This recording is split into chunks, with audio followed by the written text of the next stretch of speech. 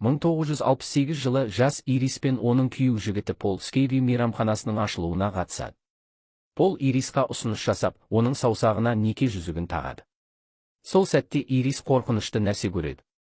Жоғарыда бір бала тиын лақтырады. Өлімнің өзі тиынға үрлеп, оны желдеткіш білігіне бағыттағандай болады. Тиын желдеткішке ілініп, оны лезде тоқтатады.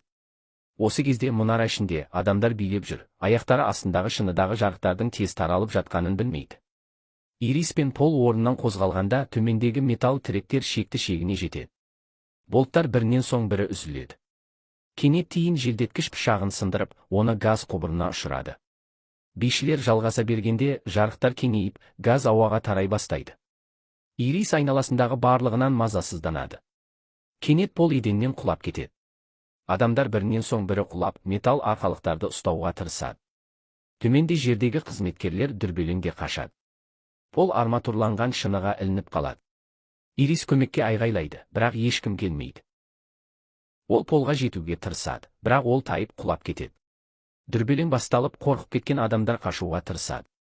Отқа оранған әйел газдың ағып жатқан жеріне жүгіріп, бірден үлкен жарылыс тудырады. Жылдам қашпағандар аман қалмайды. Ирис отпен әрең құтылады. Қызметкерлер қалғандарға дереу эвакуациялануды айтады. Тиын лақтырған бала алға жүгіріп, жолды бастайды. Дүрбелеңдегі топ төтенше шығуға ұмтылады, бірақ өлім мұны да жоспарлаған. Жаяу жүргіншілер жолы құлап, кіргендердің бәрін өлтіреді. Таңғаларлығы, бала аман қалады. Қалған аман қалғандар лифтке ұмтылып, өмір сүру үшін бір-бірін итеріп жатыр. Бір қарт Иристі итеріп жібереді, бірақ толып кеткен лифт есіктерінде қалып қалады. Шамадан тыс жүктелген лифт істен шығып, қартты қорқынышты түрде жаншып тастайды. Ирис басқа шығу жолын іздейді, бірақ жүктілігіне стресс әсер етеді. Ол заттардың бүйірлеп сырғып жатқанын және төбенің зловеще жарылып жатқанын байқайды. Аптаны сезіп, ол тез жоғарыға өрмелейді. Басқалар ондай бақытты емес. Еден екіге бөлініп, тік еңіс пайда болады. Адамдар бақылаусыз төмен сырғып, арматурланған шыныға түседі. Бір әйел аман қалдым деп ойлайды, бірақ жоғары қарағанда пианино қауіпті түрде тербеліп тұр. Өлім тағы да араласады, пианиноға тиын тастап, ол әйелдің үстіне құлайды. Осы кезде сол топтағы барлығы құлаған. Бала күлімсіреп қашып құтылады, бірақ пианино оның үстіне түседі. Ирис Полды қатты жоқтайды, бірақ басқа бала қауіпті екенін көріп, оны құтқару үшін бәрін тәуекел етеді. Сол сәтте ғимарат толық құлайды. Соңғы секундта Ирис металл бөлшекке ілінеді, бірақ жақынырақ қарағанда оны құтқарған қол емес, Полдың неке жүзігі болат шыбыққа ілініп қалған. Нәзік ұстау ұзаққа созылмайды. Келесі секундта Ирис төмендегі отқа құлайды. Стефани сабақ кезінде түсінен оянады, бірақ бұл қарапайым түс емес. 2 ай бойы ол бірдей түс көріп жүр. Стефани бөлмелесімен бөліскен досына түсінде Ирис есімді әйел, оның әжесінің аты екенін айтады. Бірақ Стефани Иристі ешқашан кездестірмеген және оның тірі екенін де білмейді. Досы оған үйге барып, түстердің тоқтауын үміт етіп, көбірек білуге кеңес береді. Стефани үйге барғанда әкесі Мартиден Ирис туралы сұрайды. Марти сәл мырсияды, бірақ бірдеңені жасырып, ыңғайсыз күледі. Сол сәтте Стефанидің інісі Чарли немере ағаларына баратынын айтады. Стефани онымен бірге баруды шешеді. Жолға шығар алдында Марти оларға туыстарына Иристі айтпауды ескертеді. Бұл Стефаниді одан сайын күмәндандырады. Ирисқа не болды? Егер түстегі әйел Ирис болса, және оған жамандық болса, онда анасы қайдан шықты? Стефани мен Чарли немере ағаларының үйіне жеткенде, ол тікелей нағашысы Ховардқа жүгінеді. Ол анасы Дарлин туралы сұрағысы келеді. Ховард таңғалып, тақырыпты тез ауыстырады, бірақ Стефани түсіндегі Скейви мейрамханасын айтқанда, Ховард пен оның әйелі Бренда анық таңғалады. Стефани жауап талап етеді. Немере ағалары да қосылып, көбірек білгісі келеді. Ақыры олар Ирис өлмегенін айтады. Ол психикалық күйзеліске ұшыраған. Бірақ Ховард пен Бренда үшін Ирис өлгенмен бірдей. Стефани Ириспен өзі сөйлескісі келіп, түстері тоқтайды деп үміттенеді. Ашуланған Ховард әкесі қайтыс болған соң, Ирис бақылауды жоғалтқанын түсіндіреді. Ол оларды мектепке жібермей, үйде қамап, балаларының өлетініне үнемі қорқып өмір сүрген. Ақыры полиция араласып, Иристі алып кеткен. Кейін Ирис олардың балалар үйіндегі өмірін обсессивті түрде бақылап отырған. Ховард пен Бренда өз балалары Эрик, Джулия және Бобби болғанда, Ирис оларға қорқынышты хаттар жібере бастаған. Хаттар ескертулер мен өлі денелердің қорқынышты суреттеріне толы болған. Олар ақыры көшіп, Ириспен байланысты үзген. Стефани сол хаттарды көргісі келеді, бірақ Ховард пен Бренда бас тартады. Көп өтініштен кейін Бренда оған хаттардың жасырынған жерін құпия айтады. Стефани хаттарды тауып көргендері оны таңғалдырады. Фотолардағы әйел оның түсіне дәл келеді. Бұл түстердің шынайы екенін білдіреді. Жауап табуға бел буған Стефани Иристі іздеу үшін жалғыз көлікпен жолға шығады. Мекенжай бойынша ол таудағы шалғай жерге жетеді. Есіктегі домофон арқылы Ириспен сөйлеседі, ол дереу кетуін сұрайды. Бірақ Стефани өзінің немересі екенін түсіндіргенде, Ирис қалталарын босатып, ішке кіруді талап етеді. Ауыр есік ашылғанда, Стефани сақтықпен ішке кіреді. Үй оғаш кедергілерге толы, тіпті төбесі шыбықтармен жабылған. Ирис бұның бәрі көрінбейтін қауіптерден қорғану үшін екенін айтады. Стефани баяу алға жылжығанда, Ирис есікті тез жабуды бұйырады. Кенет сыртта өрт сөндіргіш құлайды. Ол Стефаниге ештеңеге тиіспеуді ескертеді. Кез келген нәрсе өлімге әкелетін тұзақ болуы мүмкін. Ақыры немересін көрген Ирис жылы жымиды. Ол Стефанидің анасы Дарлин туралы сұрайды. Стефани 10 жасынан бері анасынан бөлінгенін, және оның қазір қалай екенін білмейтінін айтады. Стефани түсі туралы сұрай бастайды. Ирис бұның жай түс емес екенін айтады. Ол бір кездері болашақты көрген. Аптаның келетінін көрген. Сол кезде ол полмен ең биік төбеде болған. Бір әйелдің қалпағы ұшып кеткен, бала тиын лақтырмақ болған, бірақ күзет тоқтатқан. Дегенмен бала тиынды лақтыруды талап еткен. Пол оған ұсыныс жасағалы тұрған. Ирис Полды дереу ескерткен. Ғимарат құлайды, бәрі өледі деп. Пол абдырап қараған. Содан Ирис баланың қолынан тиынды тартып алған. Ол көбелек эффектісін тудыратын кілтті затты алған. Ол төменге жүгіріп, оттағы кастрюльді алып, ішінде билеп жатқан адамдарды тапқан. Ол микрофонды тез алып, бәріне еденге қарауды айтқан. Кейбіреулер оны тоқтатпақ болған, бірақ басқалары аяқтары астындағы жарықтарды байқаған. Сол түні ол көптеген өмірді құтқарған. Ғимарат құламаған. Кейін мейрамхана жабылған. Ирис апатты тоқтатқан, бірақ өлім оның жоспарының бұзылғанын ұнатпаған. Жылдар өткен соң ол сол түні болғандардың бәрін, соның ішінде күйеуі Полды өлтіріп кеткен. Ирис өлімнің келетінін көруді үйренген. Ол жылдар бойы апаттарды тоқтатқан. Енді өлім оны тауып алған. Оның қатерлі ісігі бар еді. Стефанимен сөйлескенде Ирис сақтығын жоғалтады. Өлім үнсіз келеді. Үлкейткіш шыны күн сәулесін металл науаға шағылыстырады. Сәуле арқанға түсіп, ол түтей бастайды. Ирис Стефанидың түстері оның қабілетін мұра еткенінің белгісі деп санайды. Ирис бірдеңенің дұрыс емес екенін сезеді. Ол басын бұрып, өлімнің айласын байқайды. Ол үлкейткіш шыныны тез ысырып тастайды. Өлім Ирис немересінің кесірінен алаңдайды деп ойлаған. Ирис Стефаниге негіздерді үйрену үшін қалуын айтады. Сыртта тым қауіпті. Ол 20 жыл бойы сыртқа шықпаған. Бірақ Стефани мектепке қайту керек деп қалғысы келмейді. Ирис оған өлімнің отбасына келе жатқанын ескертеді. Бірақ Стефани оған сенбейді. Ол еш тартынбай кетеді. Ирис оған шығар алдында кітапты алуын өтініп сұрайды. Стефани есіктен шығайын деп тұрғанда Ирис көрініс көреді. Жел, компас, триггер заттар. Егер сыртқа шықса, өлетінін біледі. Бірақ Стефани үшін ол тәуекелге барады. Ол сыртқа шығып, кітапты Стефанидың қолына лақтырып, ол отбасыны қорғай алатынын айтады. Бірақ Стефани әлі сенбейді. Ирис оған кері шегінуді айтады. Ол бәрінің шынайы екенін дәлелдейді. Кенет жел соғып, компасты құлатып, өрт сөндіргішке тиеді. Өрт сөндіргіш ұшып, Иристің аузынан тесіп өтеді. Енді Стефани ақыры сенеді. Ирис қайтыс болады, туыстары жерлеуге қатысады. Стефани әкесі мен нағашысына Ирис өлімнің келе жатқанын айтқанын, бірақ олар сенбегенін айтады. Сол сәтте анасы Дарлин пайда болады. Стефани анасына әлі ашулы болғандықтан кетіп қалады. Үйге оралғанда ол Иристің берген кітабын оқи бастайды. Осы кезде отбасының қалған бөлігі Ховардтың үйінде барбекюде тамақтанып күліп жатыр, өлімнің келгенін білмейді. Бобби кездейсоқ стаканды сындырады, бірақ мұз текшелеріне араласқан шыны сынығын байқамайды. Эрик сусынды газ баллонының жанына қояды. Олар өлімнің жаңа құралдарына айналмақ. Бәрі тамақтану үшін жиналғанда шыны сынығы бар мұзды білмей қолданады. Ховард тос көтеріп, Иристің өлімі оларға өмірді ләззат алуды еске салғанын айтады. Бәрі стакандарды соғыстырып, бір жұтым алады. Кенет Джулия тұншыға бастайды. Ол тамағына бірдеңе тығылып, тыныс ала алмайтынын сезеді. Бәрі оған жүгіреді.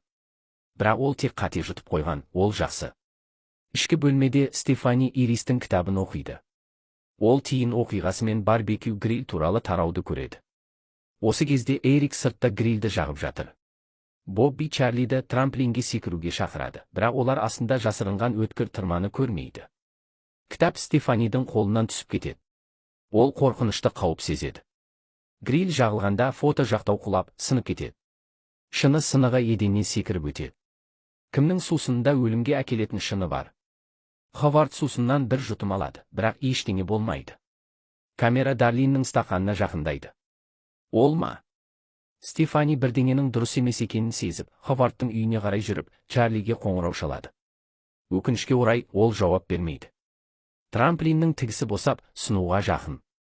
Жолда Стефани қауып алды деген ескерту белгісін көреді, өлімнің өзі оны тоқтатқысы келгендей. Шыны сынығы әкесі Мартидің сусынында екені анықталады, бірақ ол аз ғана жұтып қояды. Ховард трамплинге секіруге барады. Беті сынуға жақын. Бақытына орай, Дарлин жасырын тырманы байқап, айғайлап, оны шығарып, сарайға қайтарады.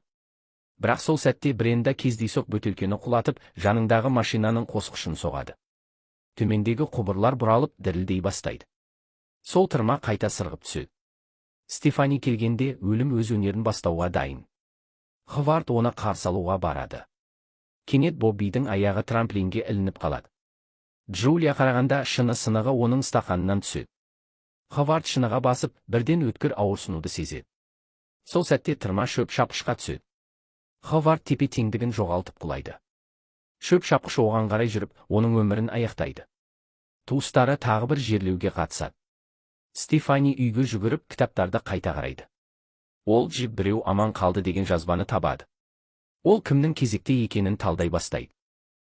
Ирис пен Полдың балалары Ховард пен Дарлин, Ховардтың балалары Эрик, Джулия және Бобби.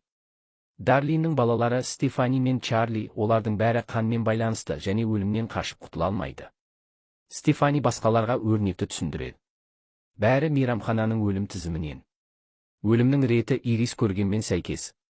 Бастапқыда жүздеген адам өлуі керек еді, бірақ Ирис оларды құтқарған, енді өлім оларды бір-бірлеп алуға келіп жатыр.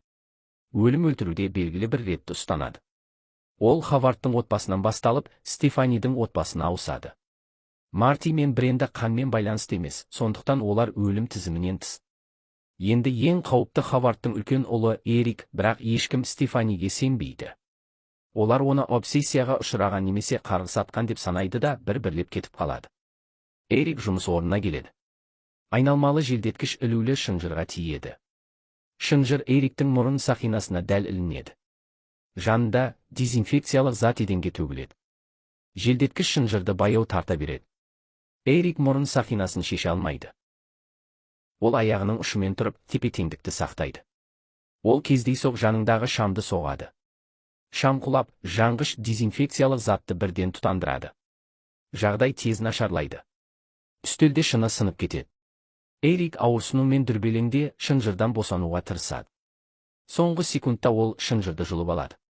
Бірақ құлағанда тағы да дезинфекциялық затты құлатып алады. Көп ұзамай дүкен жарылады. Осы кезде Стефани алаңдап, Эрикке түні бойы қоңырау шалады, бірақ жауап жоқ. Ол Чарлиді алып, оны іздеуге шығады. Жолда олар апатқа ұшырай жаздайды. Бақытына орай, Эрик аман қалады. Ол жанып жатқан былғары киімін шешіп, құтылады, бірақ кейін болған оқиға Стефаниді өлімнің оларды аңдып жатқанына сендіреді. Эрик әлі де ешбір сөзіне сенбейді, сондықтан Стефани оны қорғау үшін жанында қалады. Ол Иристің жазбаларын орындап, мүмкін болатын тізбекті реакцияларды болдырмауға тырысады. Мысалы, ағаш кесуші кенет тардан құлап, баланың футбол добына соғылып, Эриктің басына тиюі мүмкін еді. Сол кезде олар жаяу жүгіріп келе жатқан Джулияға жолығады. Қоқыс таситын көлік өтіп барады. Стефани Эрикке одан алыс болуды ескертеді, бірақ Эрик бейқам, көліктің жанында ақымақ мимика жасайды. Джулия оларды елемей, құлаққап тағып, жүгіруді жалғастырады. Ешкім кейін не болғанын күтпеген. Джулия кездейсоқ қоқыс таситын көлікке лақтырылады. Олар таңғалып, соңынан жүгіреді, бірақ жүргізуші құлаққап тағып, ештеңе естімейді. Стефани көлікке секіріп, Джулияға жетеді, оның қолын ұстайды, бірақ тым кеш. Джулия компактормен жаншылады. Сол кезде отбасының қалған бөлігі өлімнің шынымен келе жатқанын түсінеді. Бренда таңғаларлық шындықты ашады. Эрик Хавардтың биологиялық ұлы емес, оның опасыздығынан туған. Бұл Эриктің аман қалуының себебі болуы мүмкін, яғни кезекте Хавардтың кіші ұлы Бобби. Стефани жазбалардағы Уильям есімін есіне түсіреді, Дарлин оны біледі. Олар ауруханаға Уильямды табуға жүгіреді. Уильям Ирис сол түні құтқарған бала болып шығады. Ол өлімді жеңудің екі жолы бар екенін айтады. Біреуді олардың орнына өлтіру немесе өліп, қайта тірілу. Ол Ирис сияқты ауру екенін, уақыты таусылғалы жатқанын айтады. Ол бәрінің тізімдегі ретпен өлетінін ескертеді. Бұл қорқынышты естіледі, бірақ шындық одан да жаман. Уильям оларды өлімнің жоспарына тым көп араласпауға ескертеді, өйткені сәтсіздік болса, салдары одан да трагедиялы болады. Ол оларға қалған уақытты бағалауды кеңес беріп, үнсіз кетеді. Эрик Боббиді құтқарудың жолы болса, өліп, қайта тірілу ең оңай деп санайды. Ол Боббиге жер-жаңғақ жегізуді ұсынады. Аллергиялық реакция тудырып, дәрігерлер оны өлімнің шегінен қайтару үшін. Олар сатудан жер-жаңғақ сатып алады, бірақ жер-жаңғақ машинада тығылып қалады. Ашуланған Эрик шыныны сындырып, оны шығарады. Олар тіпті машинаны бірге көтереді. Біраз күрестен кейін жер-жаңғақты алады. Содан кейін олар келесі бөлмеге кіреді, бірақ кездейсоқ мырт сканерін қосады. Күшті магниттік күш барлық металл заттарды тарта бастайды. Эриктің пирсингтері машинаға қарай тартылады. Артындағы мүгедектер арбасы да ұшады. Эрик мырт машинасына жаншылады. Жер-жаңғақты жаңа жеген Бобби еш көмектесе алмайды. Ол Эриктің қолындағы эпайпінге жетуге тырысады. Сол сәтте дәрігер шуды байқап, есікті ашады. Содан кейін қорқынышты сәт келеді. Сату машинасындағы бос серппе бөлме арқылы ұшып, Боббидің басын тесіп өтеді. Стефани, Дарлин және Чарли бір-бірін қатты құшақтайды. Олар өліммен күресе алмайтынын түсініп, Иристің жолын ұстанып, бәрін тәуекел етуге шешім қабылдайды. Үшеуі таудағы Иристің ескі кабинасына көлікпен барады. Олар дәптерден тиын түсіп қалғанын байқамайды. Бір қарт әйел оны жерден алады. Таудағы кабина өлім оларды күтіп тұрғандай қорқынышты сезіледі. Стефани газ педалін басып, кабинаның ішіне қарай жүреді. Жолда көлік апатқа ұшырайды, оның қауіпсіздік белдігі оны орнында ұстап қалады. Енді өлімнің нысанасы Дарлин, егер ол кабинаға аман жетсе, басқалары аман қалуы мүмкін. Бірақ ешкім төбедегі қысқа тұйықталған сымнан шыққан ұшқындарды көрмейді. Дарлин кабина есігіне жеткенде үлкен жарылыс көлікті жарды. Стефанидің денесі жақын маңдағы тоғанға түседі. Чарли ағаш тақтайлармен басылып қалады. Жараланған Дарлин Чарлиді босатып, Стефаниді тез құтқаруды айтады. Осы сөздерден кейін жоғарыдан шам бағанасы құлап, оны сол жерде өлтіреді. Чарли Стефаниді шығаруға жүгіреді. Ол ес-түссіз. Бақытына орай ол оны дер кезінде жандандырады. Екеуі құшақтасып күледі. Бұл Уильям айтқан өліп қайта тірілу болуы керек. Бірақ Дарлиннің өлгенін естігенде Стефани көз жасын ұстай алмайды. Иристің қанынан тек ол мен Чарли қалады. Бір аптадан кейін Чарли мен Стефани оның сүйіктісінің үйіне барады. Чарлидің киімін түзеткенде, Стефани раушан тікеніне саусағын шаншады. Кенет ол түсті есіне түсіреді. Түсінде Ирис та саусағын шаншып алған. Содан кейін бір қарт әйел тиын тастап, ол баспалдақтан домалап, пойыз жолдарына тығылып қалған. Пойыз оған қарай жүріп келе жатқан. Чарлидің сүйіктісінің әкесі дәрігер еді. Ол Чарлидің Стефаниді қалай құтқарғанын естіп, Стефанидің техникалық тұрғыдан өлмегенін түсіндіреді. Егер біреу ес-түссіз болып, тынысы қайта басталса, бірақ жүрегі тоқтамаса, ол шынымен өлмеген дейді. Бірақ Стефани мен Чарли үшін бұл жағымсыз естіледі. Стефани түсіндегі қызыл көлікті көреді. Чарлидің сүйіктісі Иристің киімін киіп жүр. Оның жаман сезімі күшейеді. Содан кейін пойыз рельстен шығып, апат болады. Пойыз оларға қарай жүреді. Стефани сүрініп құлайды. Чарли оны ұстап, тартып алады. Олар құтылғандай болады, бірақ олай емес.